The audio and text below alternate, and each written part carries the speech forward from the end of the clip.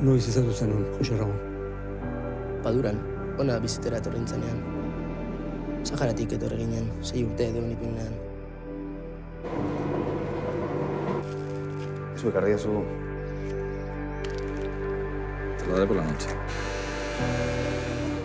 Yo llegué al cine un poco, no voy a decir de casualidad, pero sí, yo sí que empecé en el mundo de la fotografía y además de una manera como que no tiene nada que ver igual con lo que hago hoy en día, ¿no? Yo tenía un tío con el que iba mucho a la montaña y yo hacía mucha fotografía de montaña, naturaleza, escalada, iba a festivales de cine de montaña y de pequeño mi primer contacto con el cine fue un poco por ahí. Luego estudié comunicación audiovisual y yo creo que fue gracias a los profesores que tuvimos, que eran profesores jóvenes y muy aficionados al cine. Mucha gente de la que estudió conmigo terminamos yendo más por el audiovisual que por el periodismo. Pero luego la verdad que mi formación no es una formación muy de escuela. He ido estudiando cosas, estuve un año haciendo, bueno, pues trabajando y estudiando en Nueva York como por mi cuenta, pero nunca ha sido como de una escuela tipo la FEMIS o unos estudios académicos oficiales de cine, ¿no? Y hasta no hace mucho, yo siempre he tenido un poco ese peso de no estar como formado en la teoría, pero estuve no hace mucho en una charla de Lucrecia Martel y me gustó mucho lo que dijo. Dijo que se supone que el cineasta tiene que beber de la cinefilia, ¿no? Como que el cineasta tiene que, la fuente del cine tiene que venir la cinefilia, y ella reivindicaba también que el cine puede beber de muchos otros sitios, ¿no? Puede beber del arte, puede beber de la literatura, puede beber de las historias orales. Ella decía, ¿no?, que ella escuchaba en su casa, las mujeres de su casa, y me gustó eso, me gustó un poco abrir un poco y que al cine no se llegue solo mediante la academia, sino que se pueda llegar de distintos sitios. Yo creo que hay gente además que llega de distinta manera, llega en distintos momentos, ¿no? Hay gente que llega a los 40 años después de una carrera de literatura y se pone a hacer cine, o hay gente, cada vez menos, pero los de mi generación todavía, que empiezan en meritorio, ayudante, ¿no? Un poco como esa jerarquía del cine, y empiezas trabajando en el cine y terminas haciendo películas. Ahora estamos en un momento en el que parece que al cine solo se llega mediante la academia, ¿no?, la escuela de cine. Y bueno, yo siento cierta contradicción porque yo soy profesor también de cine y en la escuela de... Pero me peleo mucho con eso, conmigo mismo y con los alumnos. No sé, está bien, hay que coger lo bueno, pero hay que tener también capacidad de ser crítico con lo que estamos creando con las escuelas de cine. Sí, es una película en ese sentido muy curiosa en lo que a mí respecta, porque la primera idea de la película me vino por el paisaje. Yo conocía este paisaje, esta zona del río y de la marisma, y siempre había pensado que era un sitio muy especial porque se juntan eso, pues está en la periferia de la ciudad en la que yo vivo, pero no es una periferia como la que puede ser París, de Banlieues, no sé qué tal. Es una periferia donde cuando se termina la ciudad hay industria y hay naturaleza, en muy poco espacio.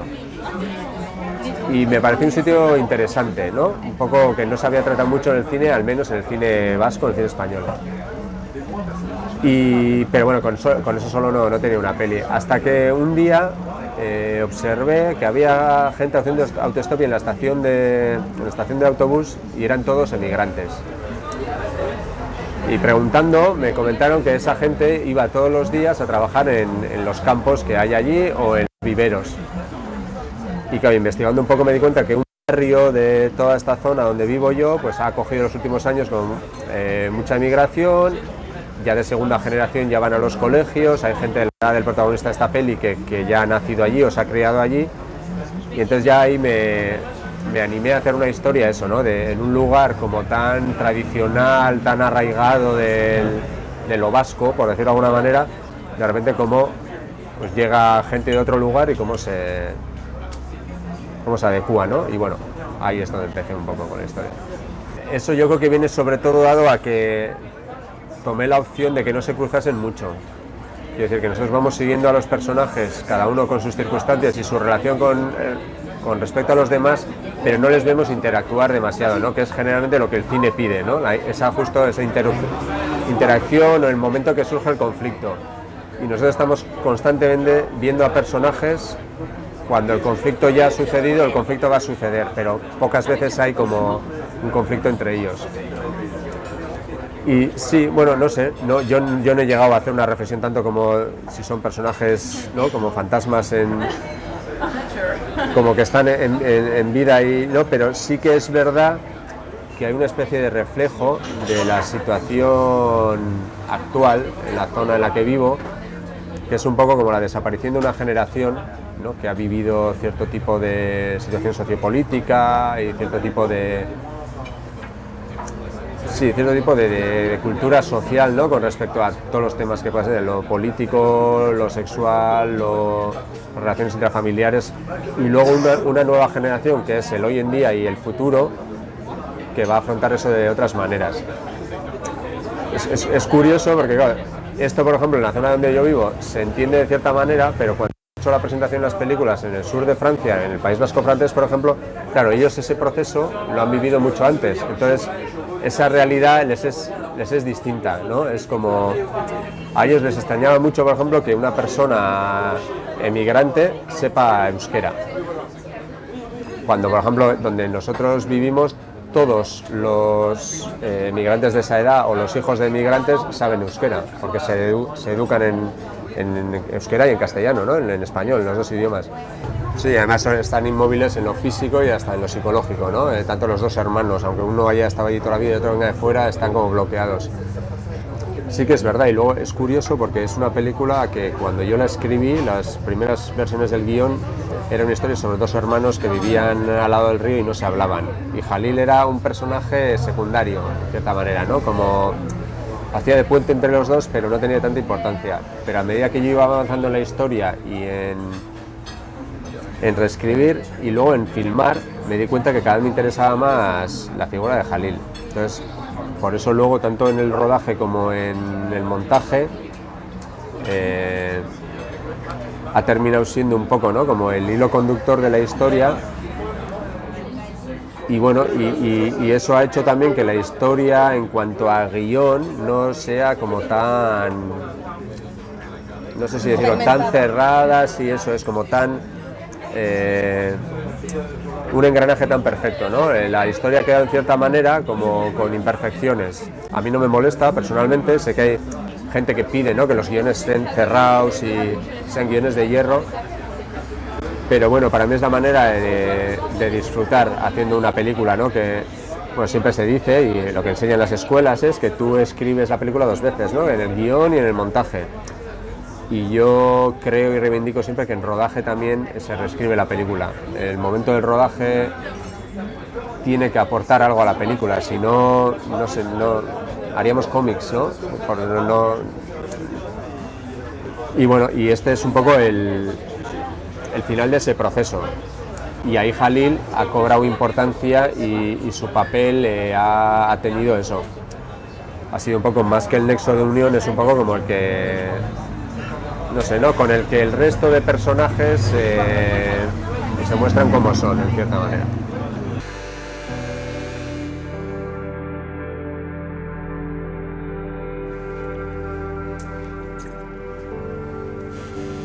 Kartzelak ez dizu soilik askatasunak kentzen.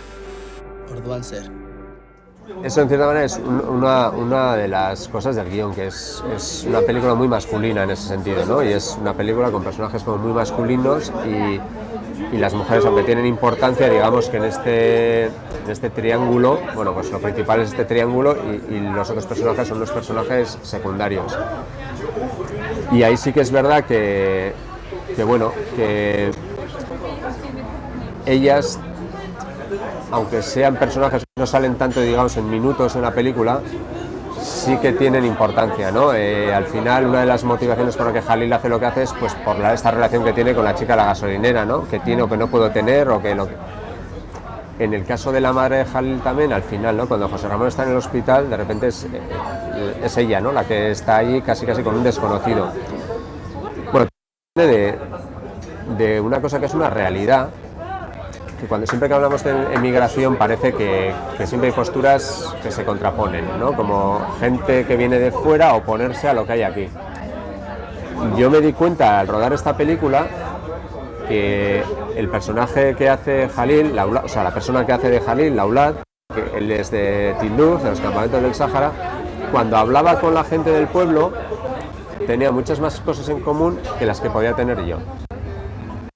Y eso a mí en principio me sorprendió, pero luego claro, te pones a pensar con lógica y dices, gente que vive en la naturaleza, fuera de la ley, como furtivos, donde el dinero nunca es de plástico, siempre es dinero, contante y sonante, tiene mucho que ver con lo que él vivía en los campamentos, que también es como cazar furtivamente, andar siempre trapicheando con dinero de una cosa. O sea, ellos entendían, la gente, digamos, de esta periferia y Laulad se entendían mucho mejor que la gente que vive en el centro de la ciudad y la gente de la periferia, ¿no? Y por eso quise hacer que este personaje de José Ramón y de Laulad tuvieran como esta relación, que pese a todas estas diferencias, entre ellos hay un entendimiento. Caso. Sí.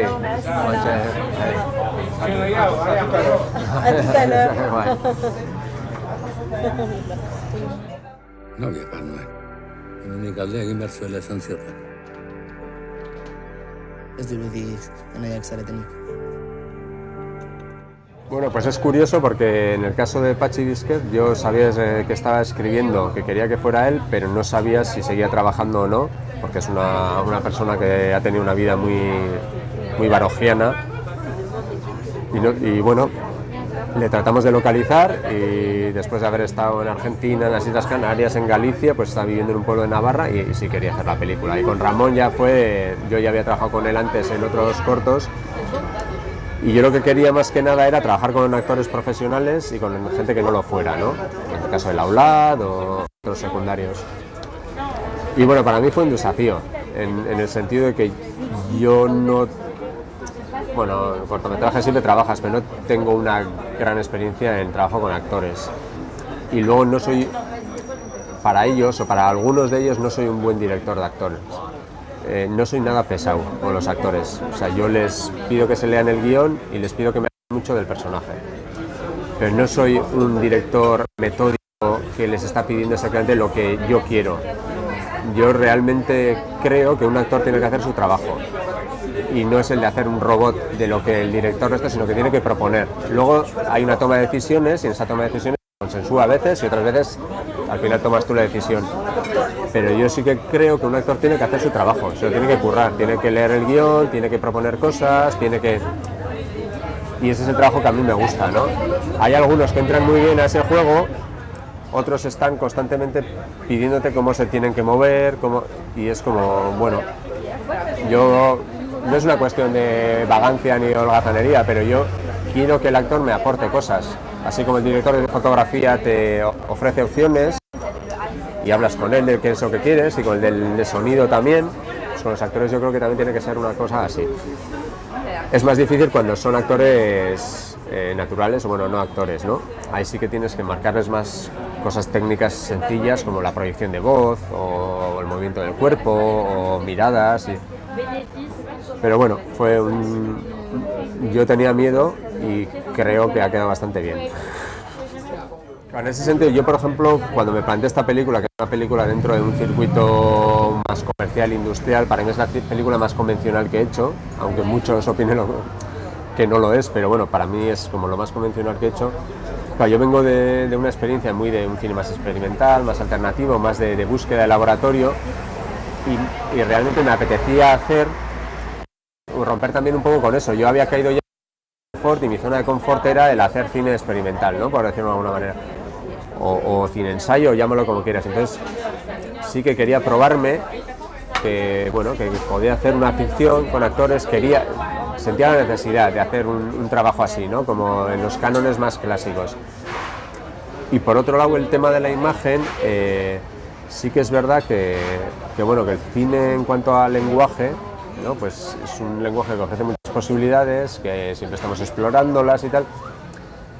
Y a mí, bueno, no es una búsqueda de mirada ni nada de eso. No, tampoco creo mucho en una mirada propia. Creo que hay miradas, pero creo que la búsqueda constante de una mirada propia es algo muy conservador, ¿no? Tú como persona no eres la misma persona que eras hace 20 años ni hace 15, y como cineasta creo que tampoco o sea, no estoy en contra, que hay gente que hace la misma película toda su vida, pero para mí no me resultaría divertido. Yo, no sé, cuando voy al cine y veo Michael Winterbottom, me da mucha envidia la capacidad que tiene de hacer documentales, comedias, películas completamente de autor. Me parece que se tiene que divertir mucho trabajando ese hombre, y yo ahora estoy en una fase en la que, bueno, quiero divertirme mínimamente, ¿no? Mientras, si hubiera tenido 20 años y estuviera buscando una carrera como cineasta, pues igual sería distinto. Pero como nunca he tenido esa obsesión, tampoco he trabajado nunca solamente en el cine, hago otras cosas. Entonces, bueno, procuro hacer lo que de verdad creo o siento en cada momento. Pero bueno, nunca, o sea, o no siempre, no tiene por qué ser lo más acertado, ¿eh? Quiero decir que ahora veo cosas que hice hace 10 años, 15 años, y bueno, algunas bien, otras no tanto. Pero bueno, no sé. Bueno, eso es una realidad, que es que todos los años vienen pues hombres de negocios chinos a comprar angulas de manera legal e ilegal al País Vasco, a la zona del norte de España, y supongo que al sur de Francia también. Es algo que se da, pero que es muy curioso, porque es que se da, o sea, son de estas combinaciones que es imposibles, ¿no? Que ha traído la globalización, que de repente aparezcan pues hombres chinos a comprar en los pueblos más remotos pesca furtiva. Y luego, claro, luego eso se suele descubrir cuando en los aeropuertos suelen coger pues ciertos paquetes o maletas que tienen acuarios con bombas de oxígeno para que no se mueran. O sea, ahí suele haber unas, y parece de ciencia ficción o de una comedia así costumbrista, pero es un hecho muy real. Y en ese sentido yo sí que creo, o a mí la poesía que me gusta no es tanto una poesía narrativa, no una poesía que se escribe como tal. O sea, a mí me encanta cuando la poesía surge, pero no cuando vas a buscarla, ¿no? Y pasa un poco también cuando creamos metáforas en el cine y así, que si funcionan está muy bien, pero el momento que tú ves la trampa ya te lo... no, a mí cuando vas al cine y de repente ves una cosa que ahora va a crear una metáfora de... no, ¿por qué? No había necesidad. Y sin embargo, cuando hay cosas que surgen, pues porque sí, ¿no? Por una mirada, por... La película aquella de Marlon Brando y como paseando, y bueno, esto lo contaban luego, ¿no? Iba con la actriz, la actriz se le cae un guante y Marlon Brando lo recoge, y en vez de devolvérselo, sigue toda la escena con el guante así, claro. Y después, porque en el momento al actor le dio por... Y claro, tú estás viendo todo el plano secuencia, ¿no? De esa conversación, pues le ves a él pegando con el guante y te es como, hostia. Y cuando eso surge es una maravilla, a mí es como... Pero no me gusta ir a buscar la poesía o el simbolismo así como tal. Kontu Silvia horrekin.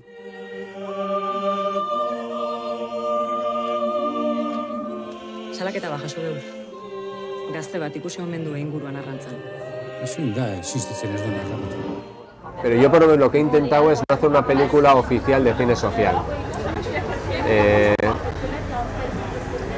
Quiero decir, hay un cine social, bueno, pues no sé, Guédiguian, que a mí me gusta, pero es un cine social como muy comprometido con la causa, en la cual las personas son buenas o malas. Entonces parece que el emigrante por el hecho de ser emigrante es bueno, el gendarme por el hecho de ser gendarme es malo, y yo ya no creo que eso tenga cabida en un cine de realismo, ¿no? Yo por eso mismo, el personaje de José Ramón es un personaje que hace de figura paterna con Jalil, pero a su vez es homófobo, porque creo que somos así, y creo que el personaje de Martín es una persona como apocada, tímida y no sé qué, pero ha tenido esta cosa de acoso en París, que se queda ahí y no vive con su sexo. O sea, sí que creo que los personajes, el mismo Jalil luego le da fuego al camión, ¿no? Quiere decir que los personajes en ese sentido tienen que tener como pues toda la escala de grises, ¿no? Del negro al blanco. No creo en un cine social en el que voy a hacer una peli sobre un emigrante y decir pobre emigrante y cómo le tal, sino bueno, plasmar un poco de la manera más natural, realista posible lo que puede suceder o llegar a suceder.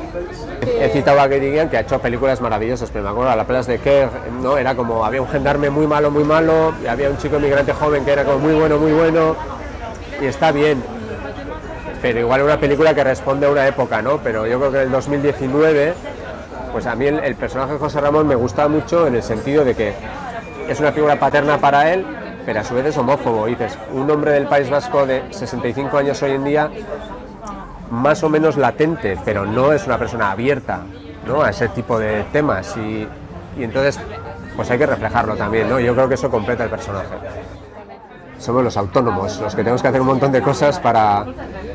Pues doy clases en una escuela de cine en San Sebastián, la Elías Querejeta, y luego ando en proyectos artísticos. No me gusta la palabra ni comisario, ni curator, ni esto, organizando como cosas más a un nivel participativo, casas de cultura, gente joven, y luego hemos montado hace un año una editorial, y bueno, ahora mismo estaba pensando de qué vivo yo, porque claro, con la editorial no hacemos más que perder dinero, con lo otro así. Ahora estoy en un momento como de impasse, ¿no? Terminé esta peli, todavía estoy como presentándola en un montón de sitios. La verdad es que la película está funcionando muy bien, entonces estoy viajando mucho con ella y a su vez estoy haciendo estos trabajos, ¿no?, como de encargo. Me han hecho el encargo de un libro para diciembre, entonces supongo que empezaré de agosto a septiembre a ver si me centro en eso, pero estoy un poco disperso. Y luego tengo otro proyecto, un par de proyectos, uno escribiendo, otro ya en desarrollo para el año que... Pero realmente puede salir todo, puede no salir nada. Es el mundo del no sé lo que soy yo. Sí, bueno, sí, del diletante profesional, eso es. Yo ahora mismo, por ejemplo, estoy trabajando en dos, o sea, bueno, a largo plazo en otras, pero ahora mismo estoy trabajando en dos cortometrajes. Uno con una cineasta más joven a la que la lleva sobre el proceso de un corto, Ancora Luciole, y está muy bien, es una tía que tiene un montón de talento y ahora estamos como con otro trabajo. Y luego una historia personal de, bueno, un hombre en el Pirineo que cuida de unas orquídeas que aparecieron allí, unas orquídeas que se dan por desaparecidas, y ahora es una especie como de guarda de esas orquídeas para que nadie se las lleve, ¿no? Pero son trabajos que me gusta ahora ya, voy yo con mi cámara y con nadie más. O sea, es un poco pues esto, con una cámara un poco mejor, y me gusta también tener esta sensación de estar trabajando sin fechas, sin obligaciones, sin un guión previo, ¿no?, como sin saber si vas a terminar la película o no, pero es lo que realmente como cineasta disfrutas. Es decir, fui en invierno simplemente pues a hacer unos planos, y fui con un amigo allí en la nieve, subieron... Cuando estás en una película como Oreña, yo no disfruté demasiado. Disfrutas antes y disfrutas después, pero lo que es el proceso es muy tenso y es una pelea constante con todo el equipo que te está midiendo todo el rato. O sea, el mundo del cine convencional está muy lleno de inercias, que las cosas se hacen así porque sí. Entonces, en el momento que planteas no hacerlas así, todo el mundo se asusta, entonces tienes que luchar contra eso y al final te consume, o sea, a mí me consumió mucha energía. Entonces, ese es un cine que me gusta, pero que es un cine que me gusta para de vez en cuando, y también es verdad porque se cobra. Es un cine en el que si sale la película cobras, pero no me gustaría dedicarme solo a eso. No. Bueno, yo con Chinchua, todo lo que hago, casi todo, es con Chinchua Films. Conozco a María, la productora, desde hace 25 años, que estudiamos juntos. Entonces ya desde que estudiamos empezamos a hacer cosas y digamos que hemos ido creciendo en paralelo, ¿no? Y luego yo, o sea, me encanta trabajar con Marian porque, o sea, la considero como parte del proceso creativo de la película. O sea, yo todo lo discuto con Marian, y por ejemplo la película Oreña, yo cuando estaba escribiendo, yo escribía el papel del guarda y era un tío con bigote, o sea, era un señor. Y ahí en un momento me planteo, ¿por qué no hacemos que sea una guarda, una mujer? Oye, y hace ese tipo de preguntas, aportaciones, tal. Y es una productora cineasta, que es una cosa que cada vez hay menos, ¿no? Productores a los que de verdad les gusta apostar por el cine y por las historias, sean más o menos comerciales o vayan a ganar más o menos dinero. Y yo en un momento de esta película de Oreña decía, Oreña no le va a interesar a nadie, es una película vieja, a nadie le va a gustar este tipo de cine, nada. Ella un día me acuerdo que me dijo, ¿no? Llevas como toda la vida haciendo lo que quieres, ahora no te acojones y cambies porque estás haciendo esto, ¿no? O sea, eso es una productora, ¿no? Es como... No sé, yo tengo mucha suerte. En ese sentido tengo mucha suerte porque cada vez hay menos gente así en la producción, vamos. Entonces, más condiciones materiales, ya, o sea, ya encuentras un equilibrio, ¿no? Sí, bueno, yo además soy un director muy cómodo para una productora, porque no, yo me amoldo muy bien, o sea, yo estoy muy acostumbrado a trabajar con nada, y además me gusta un poco ese desafío, entonces Oreña es una película que ha tenido presupuesto, pero se podría haber hecho con menos y con más, entonces si hay cosas que no se pueden hacer, me amoldo, nunca pido un helicóptero o no, o sea, no necesito, las historias que cuento son historias un poco como mínimas y no sé, y hasta cuando hacemos cosas como Sipo Fantasma, ¿no? Que son más locas, esto, pues, hay que ir a rodar, ha desaparecido la cabeza de Murnau, hay que ir a París, es comprar 2 billetes, ir a Berlín y entrar allí y ya está, o sea, no pedimos un permiso, no hacemos no sé qué, no. Y en este tipo de cine es distinto, pero el espíritu sí es un poco así, ¿no? En Oreña, por ejemplo, es un ejemplo, pero es los 2, digamos, viajes que hay en el río, largos, uno hasta la desembocadura del mar y tal, esos no estaban en guión. Entonces, en rodaje, viendo un poco cómo era el río, yo sentí la necesidad de hacer todo ese viaje. Y la gente estaba como, esto no está en el plan de rodaje, esto, ¿dónde va? La gente se vuelve loca. Y yo hablo con Marian y digo, oye Marian, ¿hay algún problema si hacemos esto? Tal? No hay ningún problema, si sacrificamos esto, sí, tal, ya está. Yo me amoldo, pero me gusta, o sea, me gusta esa forma de hacer cine, ¿no? Que no sea un engranaje cerrado, porque para eso pues no haces la peli, o sea, no sé, es como escribes un libro y ya está, no sé. Pero bueno, es lo que yo pienso, que sé que hay visiones completamente opuestas y que funcionan muy bien.